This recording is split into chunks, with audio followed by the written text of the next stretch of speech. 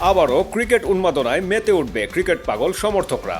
আসন্ন বাংলাদেশ পাকিস্তান ক্রিকেট সিরিজকে সামনে রেখে চলছে জোর প্রস্তুতি। ৩ ম্যাচের ওয়ানডে সিরিজ খেলতে পাকিস্তান জাতীয় ক্রিকেট দল এখন ঢাকায়। ১১ই মার্চ থেকে শুরু হওয়া ওয়ানডে সিরিজের সবকটি ম্যাচই হবে মিরপুর শেরেবাংলা জাতীয় স্টেডিয়ামে। আসন্ন সিরিজকে সামনে রেখে নিরাপত্তা ব্যবস্থা জোরদার করা হচ্ছে স্টেডিয়ামে এবং তার আশেপাশের জায়গাগুলোতে। বলা হচ্ছে কয়েক স্তরের নিরাপত্তা ব্যবস্থা থাকবে ম্যাচের দিনগুলোতে।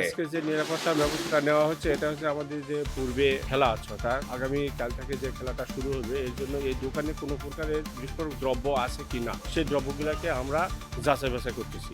এই জন্য আমরা এই নিরাপত্তার স্বার্থে এই কাজগুলা প্রত্যেকটা দোকানে আমরা প্রত্যেকটা ড্রগ দিয়ে ছবি করছি।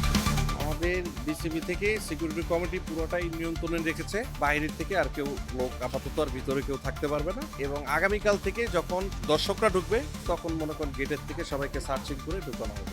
সদ্য সমাপ্ত টি-20 বিশ্বকাপে নিরাপত্তাজনিত কারণে অংশ নেয়নি বাংলাদেশ ক্রিকেট দল, আর পাকিস্তান অংশ নিলেও সুপার 8 থেকেই তাদের বিদায় হয়।